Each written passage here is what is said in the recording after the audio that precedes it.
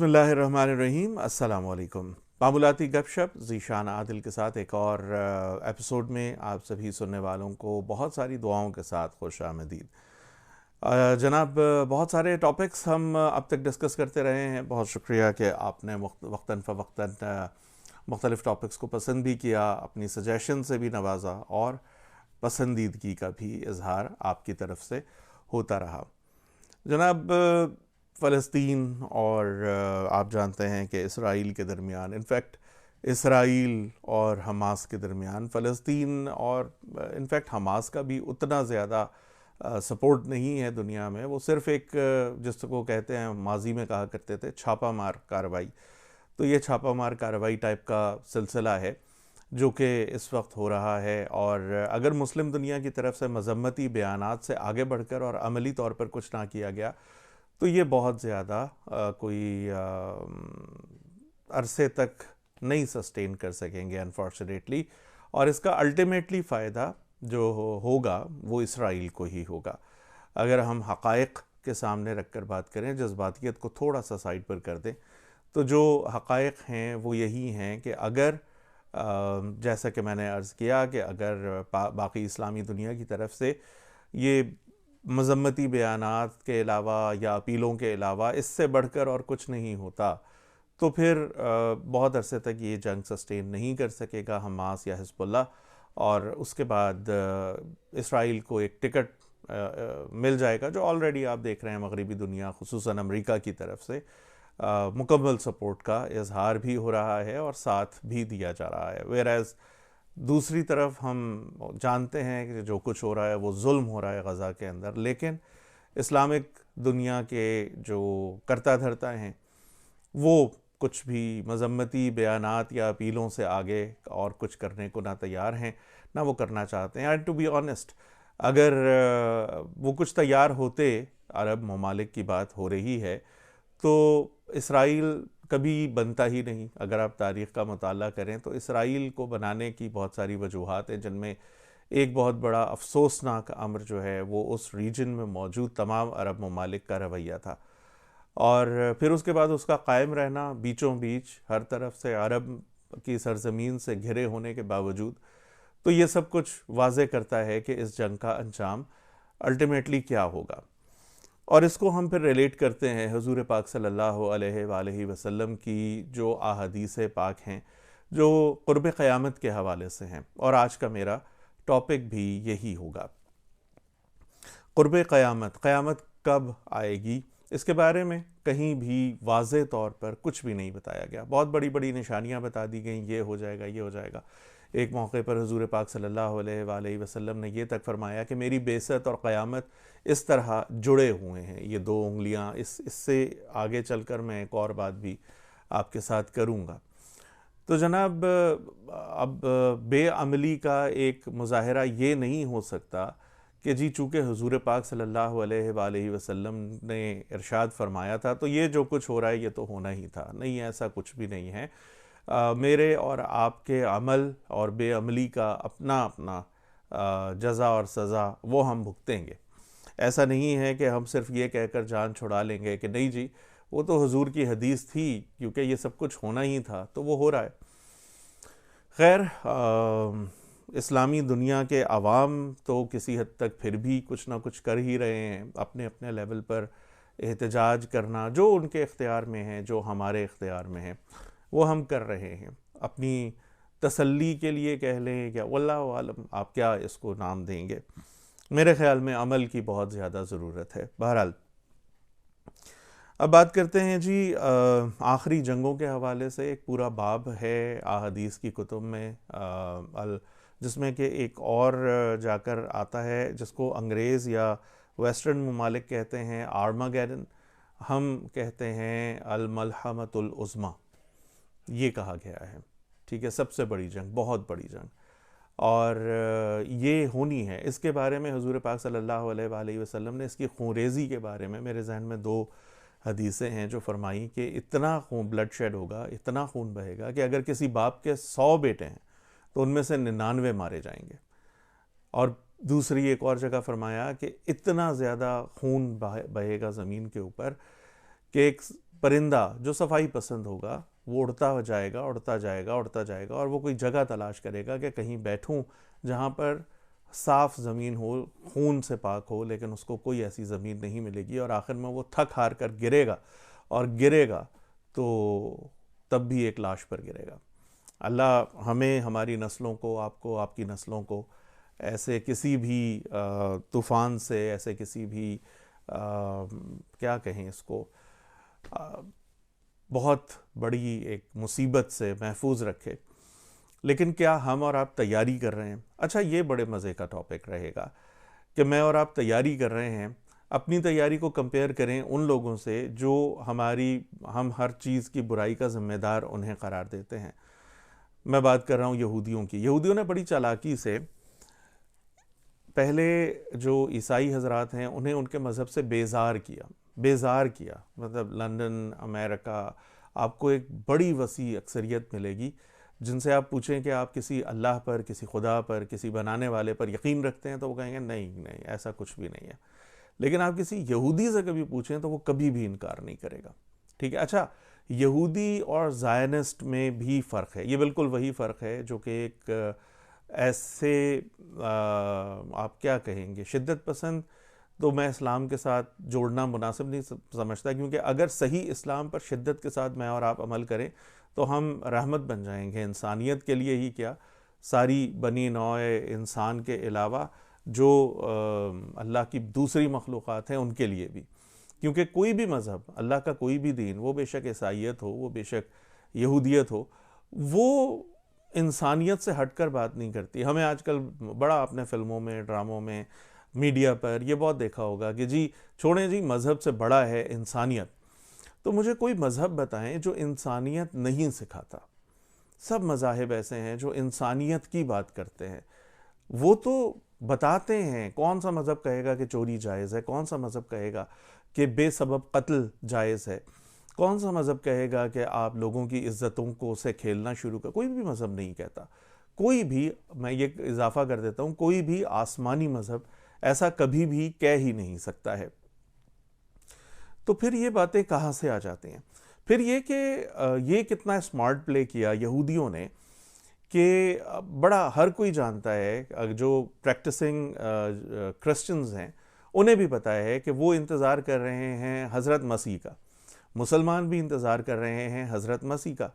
فرق صرف یہ ہے کہ ان کا ماننا، عیسائیوں کا ماننا یہ ہے کہ وہ مصلوب کر دیے گئے تھے اور اب وہ دوبارہ آئیں گے، جبکہ مسلمان کہتے ہیں کہ نہیں، وہ مصلوب نہیں کیے گئے تھے، زندہ آسمانوں پر اٹھا لیے گئے اور اب وہ دوبارہ آئیں گے۔ تو دوبارہ آنے پر دونوں قائم ہیں مسیح کے۔ لیکن ایٹ دا سیم ٹائم جو یہودی ہیں وہ تو اینٹی کرائسٹ، ہم کرائسٹ کا انتظار کر رہے ہیں، وہ اینٹی کرائسٹ کا انتظار کر رہے ہیں، یہ سب جانتے ہیں۔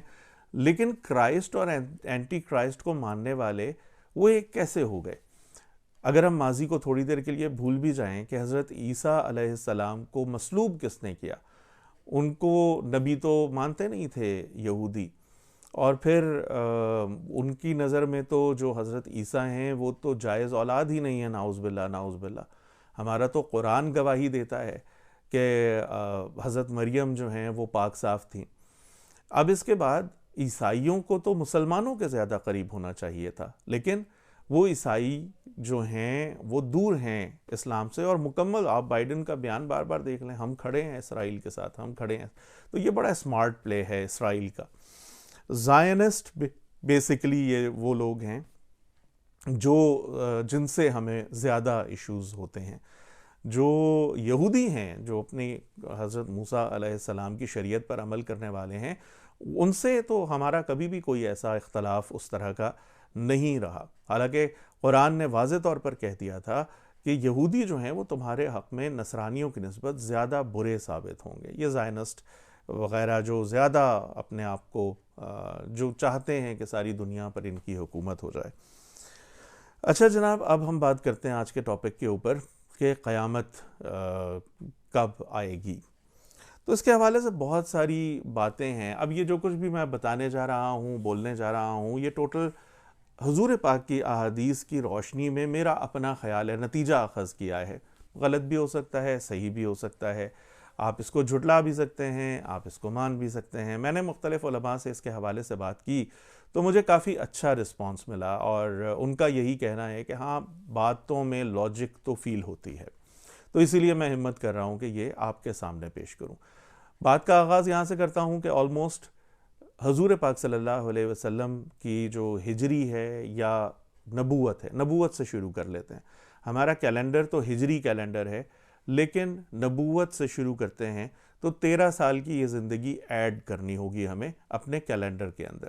حضور پاک صلی اللہ علیہ وآلہ وسلم کے 13 سال نبوی زندگی کے ہیں، اس کے بعد ہجری جب ہجرت فرمائی 13 سال کے بعد، مدینے کی 13 سال کی زندگی، مکے کی 13 سال کی زندگی کے بعد 10 سال پھر اپنے مدینے میں گزارے، تو جو ہجری کیلنڈر ہے اس میں 13 سال اور ایڈ کرنے ہوں گے، تو ابھی 1444 چل رہا ہے ہجری کیلنڈر میں، اور 1457 بن جائے گا یہ، اگر میں غلط نہیں کہہ رہا، 13 سال ایڈ کر کے، تو یہ 1457 نبوی بن جاتا ہے۔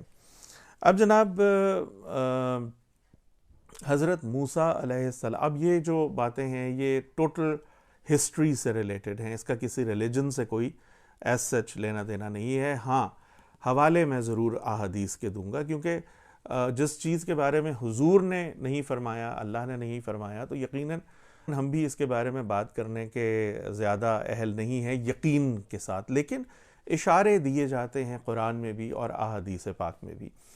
حضور پاک صلی اللہ علیہ وآلہ وسلم نے فرمایا کہ تم پر وہ تمام حالات آئیں گے جو بنی اسرائیل پر آئے، اور تم لوگوں کے ہر حالات وہ اتنے مشابہ ہوں گے جیسا ایک جوتا دوسرے جوتے سے مشابہ ہوتا ہے۔ پھر ایک جگہ پر یہ بھی فرمایا کہ اگر ان میں کوئی گوہ کے بل میں گھسا تو وہ تم میں بھی کوئی ایسا ہوگا جو گوہ کے بل میں گھسے گا، اور بھی کچھ اس طرح کی ریزمبلنس بتائی گئی ہیں حضور پاک صلی اللہ علیہ وآلہ وسلم کی طرف سے۔ تو جناب اب ریزمبلنس کی بات کریں تو ایک جوتے کا پیر دوسرے جوتے سے بالکل اس طرح تو مشابہ ہوتا ہے کہ ارد گرد سے ہے، لیکن وہ اس طرح بھی تو مشابہ ہوتا ہے کہ کوئی جوتا دوسرے جوتے سے بڑا نہیں ہوتا ہے۔ تو اگر اس کو اسی طرح سے دیکھ لیں تو حضور پاک صلی اللہ علیہ وآلہ وسلم اور حضرت موسیٰ علیہ السلام کے درمیان تقریباً کم و بیش 2000 سال کا فرق ہے، فاصلہ ہے۔ حضرت موسیٰ کے تقریباً 1500 سال کے بعد حضرت عیسیٰ علیہ السلام دنیا میں تشریف لائے، حضرت عیسیٰ کے تقریباً 5، 5.5 یا 600 سال کے بعد حضور پاک صلی اللہ علیہ وآلہ وسلم کی بعثت ہوتی ہے، تو یہ تقریباً 1000 سال بن جاتے ہیں۔ تو اب اگر میں اس کو اسی طرح سے لے کر چلتا ہوں تو حضور پاک صلی اللہ علیہ وآلہ وسلم کی نبوت کو ہوئے 1457 سال، نبوت سے لے کر شروع کر رہے ہیں۔ تو اب حضور کے وہی تقریباً 1500 سال کے بعد ایک جھوٹا دجال جو ہے اس نے آنا ہے، اینٹی کرائسٹ، اور پھر حضور پاک صلی اللہ علیہ وآلہ وسلم کے آلموسٹ وہی 1500 سال کے بعد حضرت عیسیٰ علیہ السلام نے دوبارہ نزول فرمانا ہے دنیا میں۔ ہمارے اسلام میں یہ ہے، عیسائی بھی آلموسٹ اس بات سے ایگری ہیں۔ تو یہ تقریباً وہی ٹائم بن جاتا ہے۔ حضرت موسیٰ اور حضور پاک صلی اللہ علیہ وسلم میں اور بھی بہت ساری مشابہتیں بیان ہوئی ہیں۔ تو ایک مشابہت مجھے لگتا ہے کہ شاید یہ بھی ہے کہ حضرت موسیٰ کے 1500 سال کے بعد حضرت عیسیٰ، تو اب حضور صلی اللہ علیہ وآلہ وسلم کے اتنے ہی عرصے کے بعد، نبی تو کوئی آنا نہیں ہے کیونکہ خاتم النبیین حضور پاک صلی اللہ علیہ وآلہ وسلم ہیں، تو ان کے تقریباً اتنے ہی 1400-1500 سال کے بعد اب یہ ایک تو جھوٹا جو دجال ہے وہ آئے گا، اور پھر اس کو کاؤنٹر کرنے کے لیے اور دنیا میں اسلام رائج کرنے کے لیے حضرت عیسیٰ علیہ السلام دوبارہ نزول فرمائیں گے۔ تو یہ تقریباً وہ ٹائم ہے۔ اور اب اگر ہم کریں 1457 ہجری نبوی، تو شاید 50 یا 100 سال کا ٹائم بنتا ہے جہاں پر دجال کا خروج اور حضرت عیسیٰ کا نزول، اور اس سے پہلے امام مہدی کا ظہور۔ دجال کے بارے میں بہت ساری احادیث بیان ہوئی ہیں، اور ان کے حوالے سے آپ کو، مجھے اللہ تعالیٰ شوق دے، ہمارے علماء جو ہیں ان کو یہ عقل سمجھ عطا فرمائے کہ دیکھیں ہمیں پتہ ہے حضرت ابو بکر صدیق رضی اللہ تعالی عنہ، حضرت علی، حضرت عمر، حضرت عثمان، باقی تمام اصحاب، ان کی کیا کنٹریبیوشن ہے اسلام کے لیے اور ان کی کیا مقامات ہیں۔ اب یہ صدیوں پرانی بحثیں ہیں، یہ عظیم ہیں، وہ عظیم ہیں، نہیں ماننے والے نہیں مان رہے، تو اب ایک سیکٹ کو ان کے لیے چھوڑ کر آپ چھوڑ دیجئے، اور پھر یہ کہ لوگوں کو، مجھے اور میرے جیسوں کو نکالیں، بچائیں اس فتنے سے جو اب آنے والا ہے۔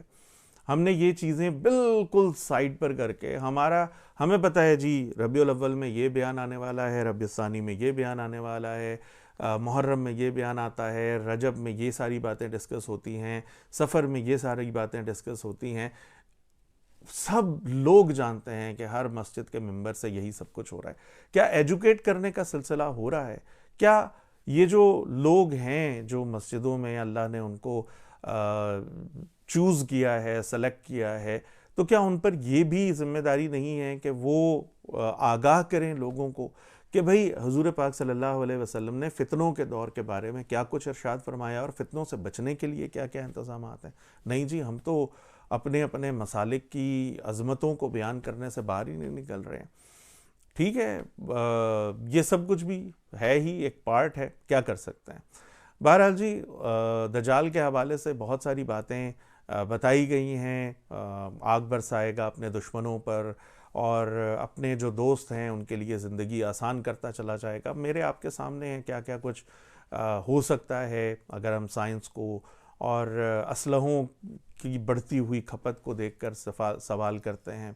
پھر اسی طرح سے آپ دیکھ لیں جو اس وقت سو کالڈ دنیا کے سپر پاور بنے ہوئے ہیں، ان کا رجحان اور ان کا جھکاؤ کس طرف ہے، اور وہ کس طرح سے جو اپنے مخالفین ہیں ان کے لیے مشکلات پیدا کر دیتے ہیں۔ تو دجالی نظام تو ایک رائج ہے، ہو گیا ہے۔ تو دجال کے حوالے سے ایک اور جو بات ہوئی وہ یہ ہے کہ جو آئی کتابوں کے اندر کہ وہ رزق کی فراوانی کے ساتھ آئے گا، جو اس کے دوست ہیں ان پر رزق برسے گا، جو اس کے دشمن ہیں ان کو مشکلیں پڑیں گی۔ تو اب آپ یہ جو ہائیبریڈ ماحول ہے، سارا ہائیبریڈ جو اناج ہے یا سبزی ہے یا پھل ہیں، دیکھنے میں بڑے خوبصورت ہیں، ذائقے میں اوکے ٹائپ ہیں، لیکن ان کی جو فصل ہے وہ بہت زیادہ ہوتی ہے۔ اگر آپ سپوز، ایک میں مثال پر بات کر رہا ہوں کہ اگر 1 ایکڑ پر سپوز 50 کلو آپ اگاتے تھے اپنی فصل سے لے کر، تو شاید اب 150 کلو آپ اگا سکتے ہیں یا 200 کلو آپ اگا سکتے ہیں اسی سلسلے میں۔ لیکن اس کا نقصان یہ ہے جو ہائیبریڈ ہے وہ یہ کہ وہ ریپروڈیوس کرنے کی پوزیشن پر نہیں ہوتا ہے۔ جیسے ایک سیب میں کھا کر یا ایک آم کھا کر اس کی گٹلی کو اپنے کیاری میں بو دیتا ہوں تو آم کا پودا نکل آئے گا، لیکن اگر وہ ہائیبریڈ ہے تو اول تو اس کی گٹلی بہت چھوٹی ہوگی اور اس میں ریپروڈکشن کی طاقت نہیں ہوگی، وہ دوبارہ درخت نہیں بنا سکے گا۔ تو ایک لمیٹڈ آپ پروڈکشن لے سکیں گے، اس کے بعد آپ دوبارہ ان کے پاس پہنچیں گے کہ لائیں جی ہمیں اگلی دیں۔ اب وہ دیکھیں گے، انالائز کریں گے کہ آپ ان کے مقاصد پر کس حد تک کام کر رہے ہیں۔ اگر کر رہے ہیں تو ویل اینڈ گڈ، نہیں کر رہے تو پھر وہ آپ کو مشکلات میں ڈالیں گے۔ اسی طرح سے آپ دیکھیں تو وہ جی بچے کو کسی کو کاٹے گا اور 2 ٹکڑے کرے گا اور پھر جوڑے گا اور پھر وہ ٹھیک ہو جائے گا۔ تو میڈیکل سائنس اس نہج پر پہنچتی چلی جا رہی ہے۔ آپ اگر ایک سرٹن ٹائم ہے، ایک تو پلانٹیشن ہے کہ جی آپ گردوں کو، دل کی، اب تو بہت کچھ پلانٹیشن ہو جاتی ہے، تو وہ سب کچھ ہو سکتا ہے۔ لوگ ڈونیشن دے دیتے ہیں اپنے آرگنز کی، یہ الگ بحث ہے کہ جی یہ دینا ہو چاہیے، نہیں دینا چاہیے، یہ ایک الگ بحث ہے۔ لیکن میں ویسے آپ کو مطلب دجالی نظام کے حوالے سے بتا رہا ہوں۔ پھر یہ کہ وہ آئے گا تو وہ آپ کے پیاروں کو زندہ کر کے آپ کے سامنے کھڑا کر دے گا، وہ شیطان ہوں، وہ کوئی ایسا یہ آرٹیفیشل انٹیلیجنس، آپ دیکھ رہے ہیں روبوٹس کس طرح کے آ رہے ہیں، کتنے انٹیلیجنٹ آ رہے ہیں، اپنی مرضی سے کام کرنے والے۔ واللہ عالم ان میں سے کوئی ہو، شیاطین میں سے کوئی ہو، ارواح اس طرح کی کوئی، کیونکہ ہمارا تو ماننا یہ ہے کہ جو مر گیا وہ یا علیین میں ہے یا سجیین میں ہے۔ تو وہ اس کا تو کوئی تعلق اس طرح سے نہیں رہ جاتا. ہاں قارین ہوتے ہیں جنات کی شکل میں جو کہ آپ کے ساتھ ہی پیدا ہوتے ہیں, آپ کی شکل دھار سکتے ہیں, تو یہ سب کچھ ہو سکتا ہے, واللہ عالم. اب بات یہ ہے کہ ہم ایکوپڈ ہوں گے تو پھر ہی تو اس سے بچنے کی فکر بھی کریں گے نا. اگر ہم ایکوپڈ ہی نہیں ہوں گے تو پھر کیسے بچیں گے؟ اچھا جی, پھر دجال کے ساتھ ہی حضرت عیسیٰ کا نزول آ جاتا ہے, اور حضرت عیسیٰ ہی اس کو بھی ختم کریں گے. پھر وہ یاجوج ماجوج والا کام آ جائے گا. اب وہ کون ہیں؟ ایک تو یہ کہ میں یہ نہیں کہہ رہا کہ جو میری باتیں ہیں, میں نے پہلے بھی کہا کہ وہ 100% درست ہوں. ایک مطلب علمی باتیں ہیں, یہ ہو سکتا ہے درست ہو بھی جائیں, نہیں بھی ہو سکتی. انٹارکٹیکا کی میں بات کر رہا ہوں, ہم نے مکمل طور پر اگنور کیا ہوا ہے. وہاں بھی زندگی تو موجود ہے, اور وہ ایسی زندگی ہے کہ جو دوبارہ برف پگھلنے کے بعد اگر وہ زندگی ریوائیو کر جاتی ہے, جو اب تک کچھ جراثیم, وائرس, کچھ اس طرح کی چیزیں ملی ہیں, وہ بہت زیادہ خطرناک ہیں. تو واللہ عالم یہاں سے کیا کیا کچھ ابھی انسان کی آزمائش کے لیے آنے والا ہے, یا اور اللہ کی زمین کو ہم نے پورا تو ڈسکور کیا نہیں ہے. قرآن میں 7 آسمانوں کے حوالے آتے ہیں, تو 7 آسمان ہمیں کسی حد تک پتہ ہیں کہ جی پہلا آسمان, دوسرا آسمان, تیسرا آسمان. 7 زمین کیا ہیں؟ اب اس میں جب بھی آتا ہے تو زمین جو ہے, سماوات جو ہے وہ آتا ہے جمع کے اندر, اور زمین آتی ہے واحد کے اندر, جبکہ زمین بھی یہ بھی کہا گیا کہ 7 زمینیں ہیں. اب یہ 7 زمینیں کیا یہ ہیں؟ پہلے آسمان کی یہ جو ہماری زمین ہے یہ زمین ہے, دوسرے آسمان کی زمین پہلے آسمان کی جو سطح ہے وہ شاید بنتی ہے, واللہ عالم. اب اس کے بعد اور کیا آپ بات کر سکتے ہیں؟ پھر دوسرے آسمان کی زمین, تیسرے آسمان کی زمین, اس طرح سے 7 زمینیں ہو سکتا ہے, نہیں بھی ہو سکتا ہے. تو سماوات تو ہمیشہ جمع میں آتا ہے, زمین جو ہے ارض وہ ایک ہی واحد میں آتی ہے. تو اب یاجوج ماجوج کیا ہیں؟ کچھ لوگ کہتے ہیں کہ یہ جو چائنیز یا جیپنیز یا کوریئنز جو یہ ہیں, یہ شاید اس طرح کے بنیں گے اور وہ یاجوج ماجوج کے طور پر آئیں گے. اس کی اپنی خیالات بھی ہیں, مثالیں بھی ہیں, محکمات بھی بہت سارے لوگ اس کو سمجھتے ہیں, واللہ عالم. بہرحال یاجوج ماجوج آئیں گے, اور پھر وہ جو اللہ کے نبی جو حضرت عیسیٰ اس وقت تو نبوت کے طور پر نہیں ہوں گے, نبی کے طور پر نہیں ہوں گے, لیکن وہ دعا فرمائیں گے تو اللہ تعالیٰ ان کے کیڑا پیدا کرے گا, یہ ختم ہو جائیں گے. پھر وہ پرندے بھیجے جائیں گے, پھر زمین کی صفائی کے لیے بارشیں ہوں گی, پھر سکون کا ایک دور آئے گا.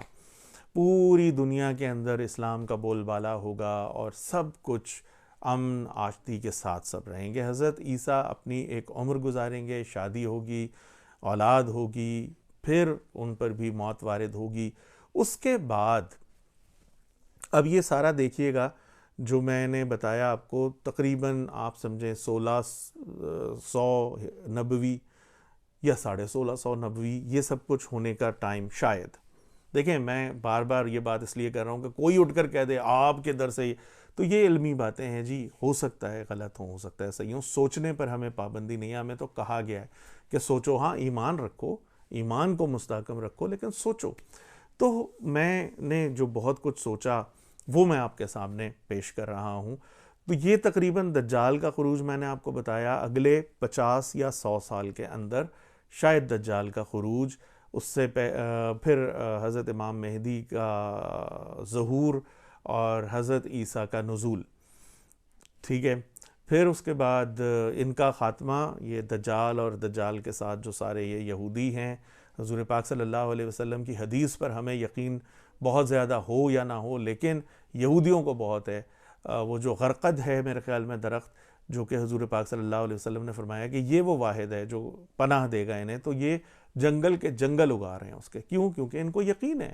یہ تو قرآن میں بھی ہے کہ یہ جانتے ہیں کہ اللہ کے نبی ہیں, لیکن ان کو بھی وہ جو شیطان کو جیلسی ہے نا انسان سے, ان کو بھی جیلسی ہے کہ یہ سمجھ رہے تھے کہ انہی کی نسل میں سے نبوت آنی ہے, وہ آ گئی حضرت اسماعیل کی نسل سے, تو وہ اس کو ایکسیپٹ نہیں کر پا رہے. اللہ تعالیٰ ہدایت دے, ہم تو یہی کہہ سکتے ہیں جی.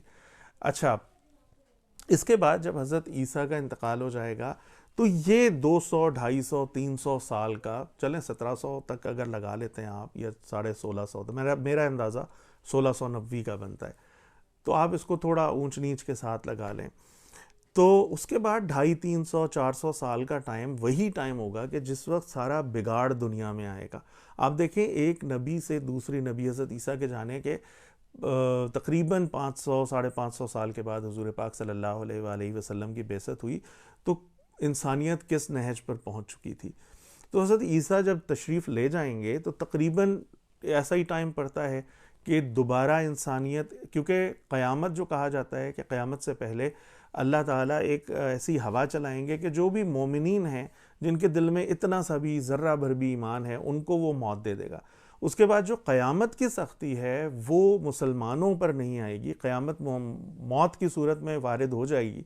اس کے بعد آخرت میں کھڑے ہوں گے. جو قیامت کی سختی ہے وہ ان لوگوں پر آئے گی جو بھی اس وقت کے ہوں گے، اللہ محفوظ فرمائے سب کو. تو جناب یہ تقریباً یہ ٹائم ہے حضرت عیسیٰ کے جانے کے بعد کہ 300-350 جو نبوی بنتے ہیں سال کے، اس میں پھر یہ سب کچھ بگاڑ آئے اور پھر 2000 آس پاس 2000 نبوی، ابھی 1457 نبوی چل رہا ہے. تو تقریباً 600-650 سال کے بعد شاید، کیونکہ حضرت موسیٰ کے تقریباً 2000 سال کے بعد حضور پاک صلی اللہ علیہ وسلم، اور حضور پاک صلی اللہ علیہ وآلہ وسلم کے 2000 سال کے بعد چونکہ اب کوئی نہ نبوت ہے نہ کوئی اور اس طرح سے حضرت عیسیٰ جنہوں نے ساری بھلائی لانی تھی وہ آ گئے، وہ چلے گئے. اب وہ جو بگاڑ آیا اس کو سدھارنے والا کوئی نہیں ہے. تو تقریباً یہی 2000 سال کے بعد اب دنیا کا خاتمہ. تو یہ تھی ایک ساری کی ساری کنٹینیوٹی، اور آئی ڈونٹ نو میں اپنی بات کس حد تک پہنچا پایا. پھر بھی آنے والے دنوں میں مزید کچھ اس کی کلیئرٹی جو آپ چاہیں تو سوال کی صورت میں ہو یا کچھ میرے اپنے ذہن میں آئے تو میں اس کو ضرور آپ کے سامنے لے کر آؤں گا. مین وائل ایک اور بات جو مجھے جاتے جاتے آتی ہے کہ آج کل جدید دور میں بہت سارے ایسے اعتراضات آنے لگے ہیں اسلام کے اوپر. اب جیسے بہت ساری خواتین اور حضرات، خواتین میں نے زیادہ دیکھی ہیں اس لیے میں زیادہ بول رہا ہوں، وہ کہتی ہیں جی یہ کیا ہے، جب بات ہوتی ہے حوروں کا ذکر ہوگا، حوروں کو آپ نے رجسٹر کر لیا. جب بھی جنتوں کا ذکر ہو رہا ہے تو دو چیزیں زیادہ مینشن ہو رہی ہیں. ایک، آپ کے کھانے کے لیے یہ ہوگا، آپ کی آسائش ہوگی، بھنے ہوئے تیتر ہوں گے، پھل ہوں گے انواع و اقسام کے.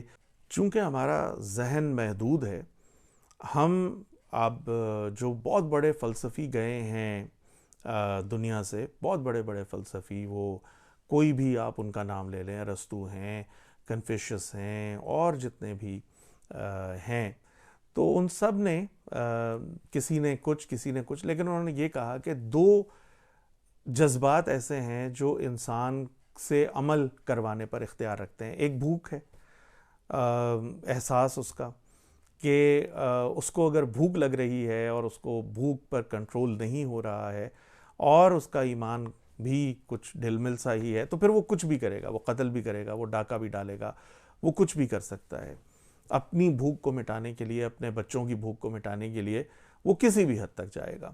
دوسرا جو جذبہ ہے یا جو حس ہے وہ ہے جنس کی. اگر یہ ضرورت کسی وقت ہے اور انسان اس کو پورا نہیں کر پا رہا ہے تو پھر بھی امید ہے کہ وہ کسی بھی طرف جا سکتا ہے، وہ کچھ بھی کرنے کی کوشش کرے گا اپنے آپ کو مطمئن کرنے کے لیے.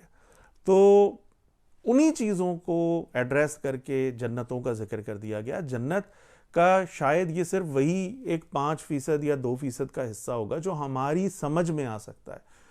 باقی تو جنتیں ہماری سمجھ میں آ ہی نہیں سکتی، اس لیے بیان ہی نہیں ہوئی. کہا بھی گیا کہ اب تمہیں کیا بتائیں، اگر سدرۃ المنتہا ہے تو ہے کچھ ہے، اب تمہاری سمجھ میں نہیں آ سکتا وہ کیا. اور سدرۃ المنتہا سے آگے حضور پاک صلی اللہ علیہ وسلم نے کیا کچھ دیکھا وہ تم نہیں سمجھ سکتے، کیونکہ تمہارے پاس علم ہی نہیں ہے، تمہاری نظر ہی نہیں ہے. تو اس لیے ہی یہ چیزیں بیان کر دی جاتی ہیں. جس وقت جنتوں کا ذکر آتا ہے تو انسان کی دو جو بنیادی خواہشات یا ضرورتیں ان کو ایڈریس کر دیا جاتا ہے کہ تمہیں بھئی یہ دو چیزیں وافر مل جائیں گی اور کسی گناہ کے تصور کے بغیر مل جائیں گی، ذائقے بھی بڑے زبردست ہو جائیں گے، سب کچھ ہوگا. تو اس لیے یہ بیان ہوتا ہے. چلیں جی، انشاءاللہ اگلے ویڈیو میں دوبارہ ملاقات ہوگی. اپنا بہت زیادہ خیال رکھا کیجئے. کچھ باتیں پہنچانے کی کوشش کرتا ہوں، آپ کے گوش گزار کرنے کی کوشش کرتا ہوں. سپورٹ کیا کیجئے. اگر آپ کو کانٹینٹ پسند آتا ہے تو ضرور چینل بھی سبسکرائب کریں، اس کو لائک کریں، کامنٹ کریں، شیئر ضرور کریں. بہت شکریہ. فی امان اللہ.